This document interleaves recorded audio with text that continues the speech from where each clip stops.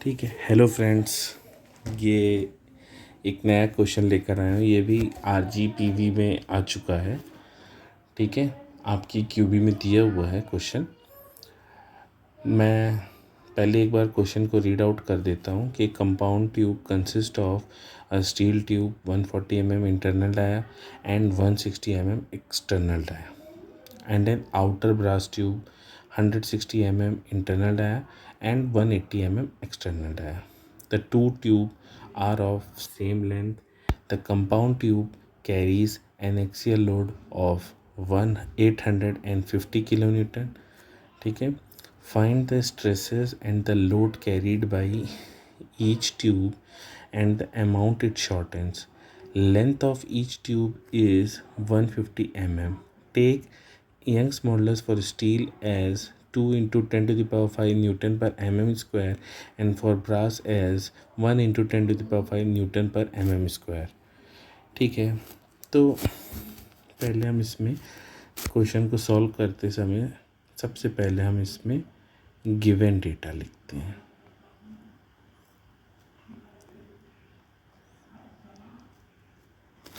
ठीक है, तो गिवन डेटा में पहली इंफॉर्मेशन हमारे पास क्या है?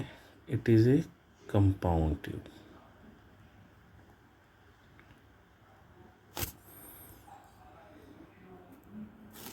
ठीक है, सेकेंड इसमें क्या इंफॉर्मेशन है कि steel tube and outer brass tube. ठीक है, तो इनर ट्यूब जो है वो कौन सी है? स्टील। ठीक है, जिसका इंटरनल डाया 140 mm है। ठीक है, एंड एक्सटर्नल डाया 160 mm है। ठीक है, थर्ड इंफॉर्मेशन है कि आउटर ट्यूब जो है वो ब्रास की है और उसका जो इनर डायामीटर है वो 160 mm है और जो एक्सटर्नल या आउटर डाया है वो 180 mm है। ठीक है, उसके आगे बोल रहा है the two tubes are of same length. ठीक है, तो दोनों ट्यूब की लेंथ जो है वो सेम है। Fourth information, length of steel is equal to length of brass L। ठीक है, the compound tube carries an axial load of 850 kilo newton. Fifth information क्या है? जो एक्सटर्नल लोड है वो 850 किलो न्यूटन है। उसके बाद बोला है find the stresses and the load carried by each tube and the amount it shortens. ठीक है, तो ये तो हमको टू फाइंड में आ जाएगा। आगे देखते हैं थोड़ा सा। Length of each tube is 150 mm। तो जो हमने लेंथ है वो क्वेश्चन में कितनी दी है? 150 mm। हमको बोला है कि E यानी यंग्स मॉडुलस या modulus of elasticity for steel is 2 into 10। तो हमको सिक्स्थ इंफॉर्मेशन में यंग्स मॉडुलस ऑफ स्टील है, इतना दिया है। और लास्ट में हमको इंफॉर्मेशन है कि ब्रास का यंग्स मॉडुलस जो है 1 into 10 to the power 5 newton पर mm स्क्वायर। गिवन डेटा लिखने के बाद हम जो लिखेंगे वो है टू फाइंड।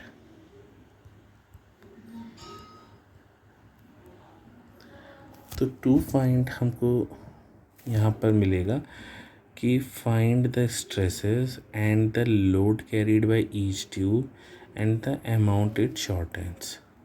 तो हमको निकालना है स्ट्रेसेस यानी स्टील में कितना आ रहा है और ब्रास पे कितना आ रहा है, load carried by steel, load carried by brass, और चेंज इन लेंथ या length by which it shortens. ठीक है, तो जैसे ही हम यहाँ देखते हैं कि क्वेश्चन में पूछा गया कि लेंथ बाय विच इट शॉर्टेंस, इसका मतलब है कि जो लोड है वो कॉम्प्रेसिव इन नेचर है। तो ये हमने इंफॉर्मेशन निकाली है कि ये क्या है, कॉम्प्रेसिव है।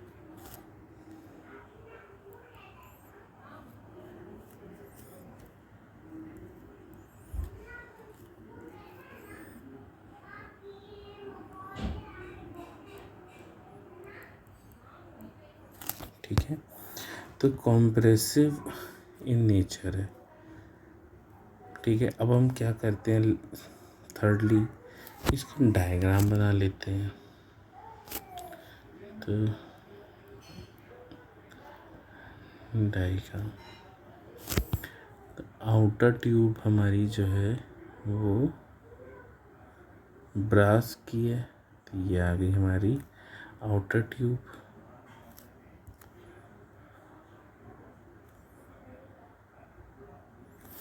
और जो इनर ट्यूब है वो हमारी स्टील की है।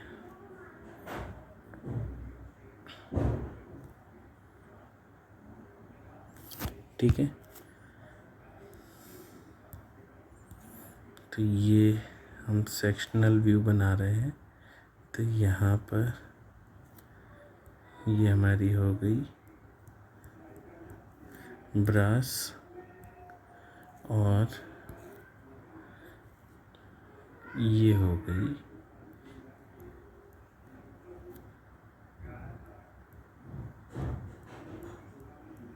हमारी स्टील ट्यूब। ये स्टील,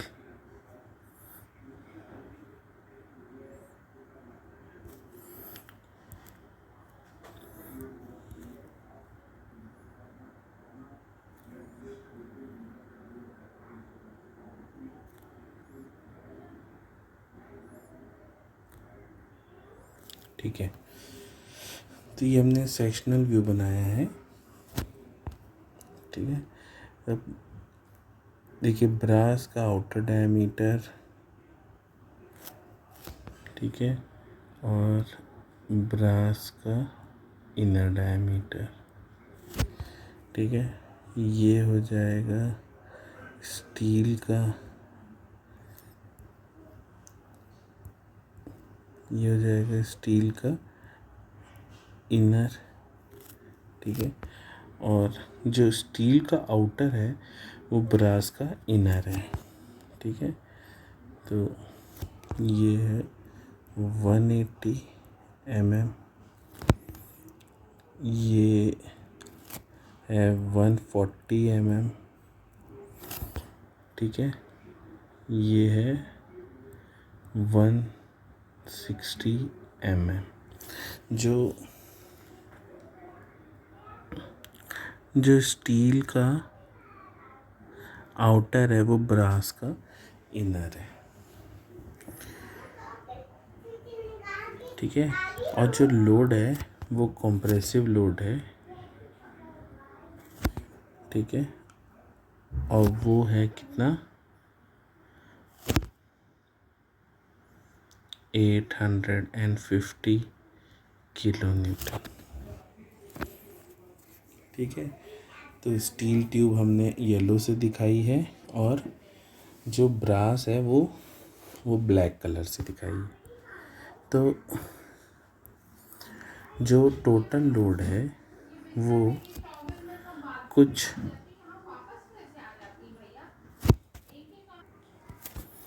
तो जो टोटल लोड है वो उसका कुछ पोर्शन स्टील, तो जो कुछ पोर्शन स्टील ले लेगा और कुछ पोर्शन जो है वो ब्रास, जो बचा कुचा है वो ब्रास उसको बियर करेगा।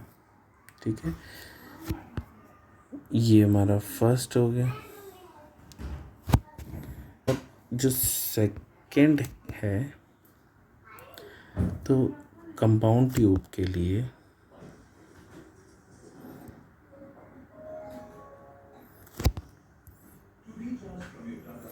जो कॉम्पैटिबिलिटी इक्वेशन है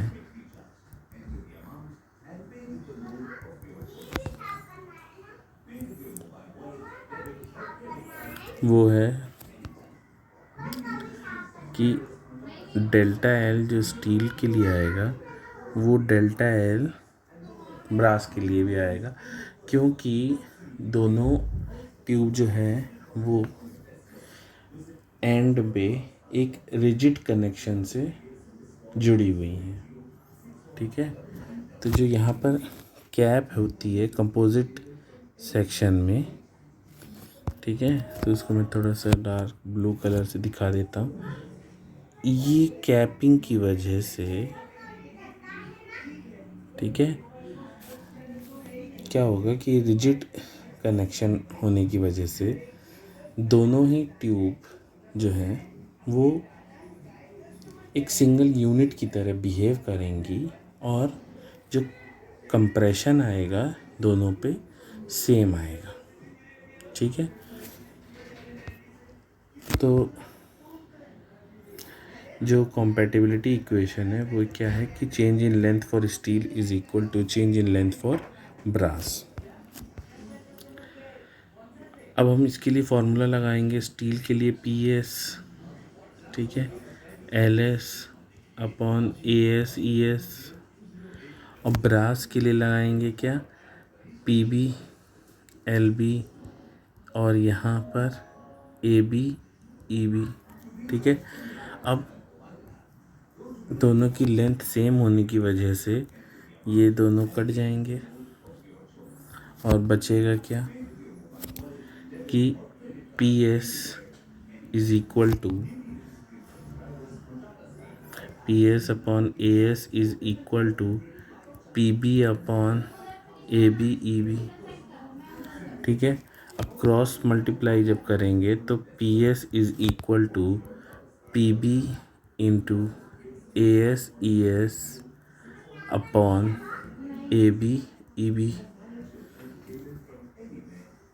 ठीक है, तो यहाँ पर क्या आ जाएगा, पी बी को ऐसे ही रहने देते हैं। ठीक है, जो area of cross section for steel है वो हो जाएगा π/4 D external square for steel minus D internal square for steel. ठीक है, मल्टीप्लाई में ई एस और यहाँ पर आ जाएगा π/4, ठीक है, ए बी की जगह पर डी एक्सटर्नल का square for brass minus D internal का स्क्वायर फॉर ब्रास। ठीक है, और यहाँ पर आ जाएगा ई बी। अब हम इसकी वैल्यू जब डालेंगे तो पी बी तो ऐसे ही रहेगा। ठीक है, मगर जो हमारा π/4 से π/4 कैंसिल आउट हो जाएगा और यहाँ पर आ जाएगा क्या, डी एक्सटर्नल जो स्टील का है वो 160 है स्क्वायर माइनस जो डी इंटरनल है स्टील का वो 140 है उसका स्क्वायर। जो यंग्स मॉडुलस फॉर स्टील है वो 2 × 10⁵ है और डिवाइडेड बाई जो डी एक्सटर्नल ब्रास के लिए है वो 180 है स्क्वायर माइनस जो डी इंटरनल ब्रास के लिए है वो 160 स्क्वायर। ठीक है, अब यहाँ पर यंग्स मॉडुलस जो आएगा वो ब्रास का आएगा। ठीक है, अब इसके बाद ये जो 10⁵ है ये कैंसिल आउट हो जाएगा और जो हमारे पास बचेगा रिजल्टेंट वो ये बचेगा कि पी बी इंटू, अब हम ए स्क्वायर माइनस बी स्क्वायर को कैलकुलेट करने के लिए ए प्लस बी और ए माइनस बी, ठीक है, का यूज़ कर लेंगे और ये जो 2 है यहाँ पर ये एज इट इज़ आ जाएगा। उसके बाद यहाँ पर ए स्क्वायर माइनस बी स्क्वायर जब 180 और 160 स्क्वायर का डिफरेंस कैलकुलेट करने के लिए करेंगे तो 180 प्लस 160 और यहाँ पर आ जाएगा 180 माइनस 160।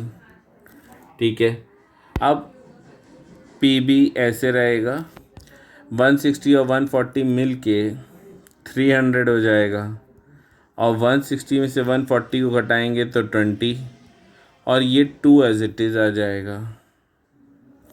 उसके बाद 180 और 160 को ऐड करेंगे तो 340 हो जाएगा, और 180 में से 160 को घटाएंगे तो 20।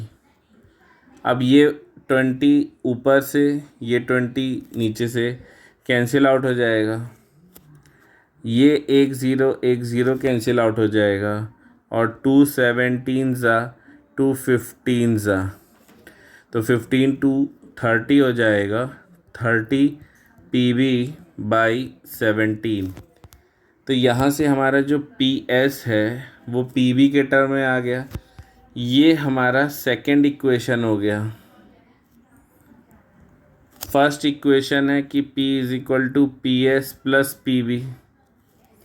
अब अगर मैं फर्स्ट इक्वेशन में सेकंड को रिप्लेस कर देता हूँ तो PS की जगह आ जाएगा 30 PV/17 + PV। ठीक है, तो जब इसको सॉल्व करेंगे तो ये बन जाएगा 47 PV/17।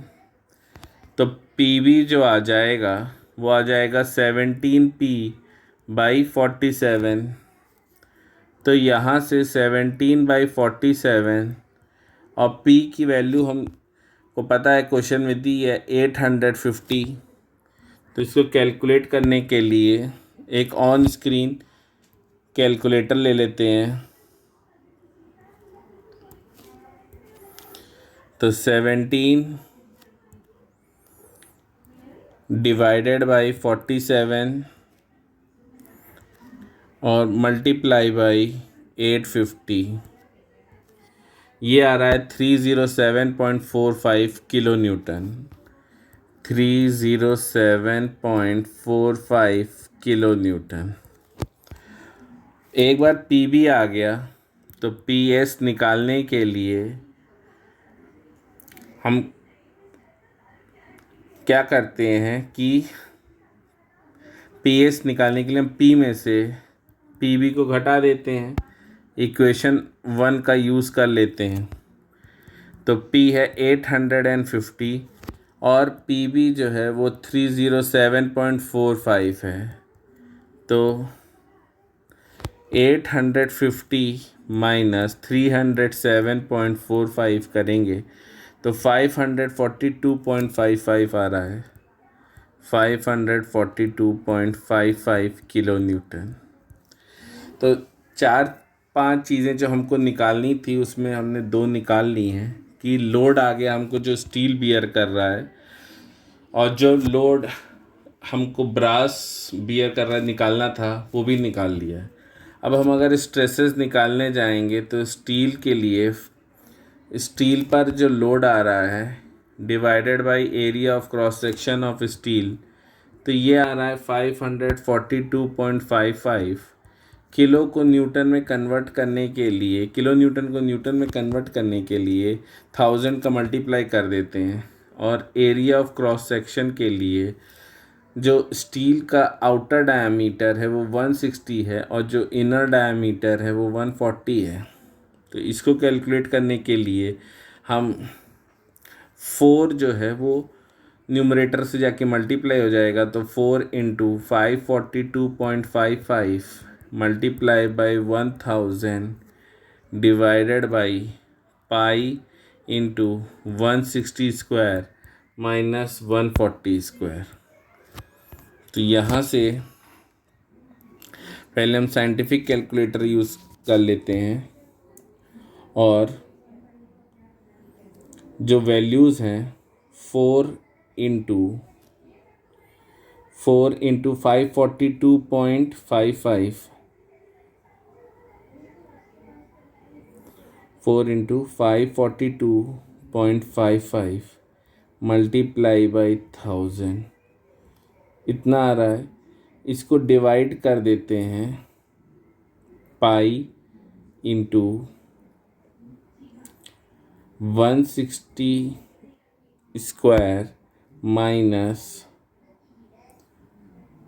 140 स्क्वायर, और ये ब्रैकेट लगा देते हैं, तो ये वैल्यू आ रही है 115.13। तो जो स्ट्रेस आएगा स्टील पर वो आ रहा है 115.13 न्यूटन पर mm स्क्वायर।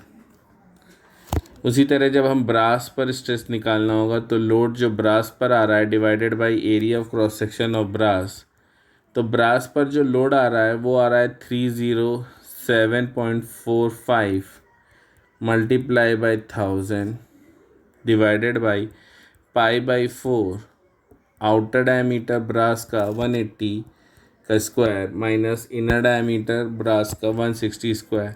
4 जो है वो न्यूमरेटर से मल्टीप्लाई हो जाएगा और ये बन जाएगा हमारा कितना, pi into 180 square minus 160 square. इसको कैलकुलेट करने के लिए भी हम साइंटिफिक कैलकुलेटर का यूज़ कर लेते हैं। तो 4 into 307.45 multiply by 1000 divided by pi into 180 square minus 160 square.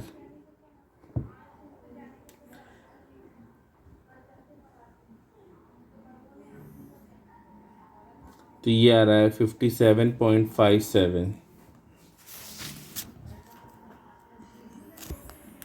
57.57 Newton पर mm स्क्वायर। और उसके बाद हमको चेंज इन लेंथ निकालना है जो कि दोनों ट्यूबों के लिए सेम होगा। अगर हम स्टील के लिए कैलकुलेट करेंगे तो PS LS upon AS ES। Steel पर लोड आ रहा है 542.55 किलो न्यूटन, 542.55। लेंथ हमको 150 mm दी हुई है। Area of cross section pi by 4 160 square minus 140 square और यंग्स मॉडुलस 2 इंटू 10⁵।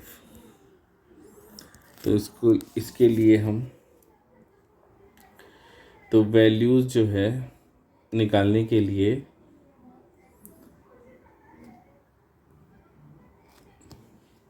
तो क्या है, वैल्यू है 542.55 मल्टीप्लाई बाय 1000 मल्टीप्लाई बाय 150, ठीक है, divided by pi by 4 into 160 square minus 140 square.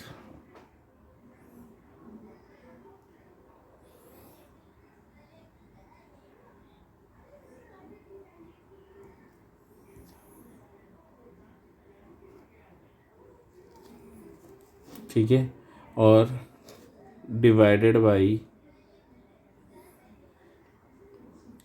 2 into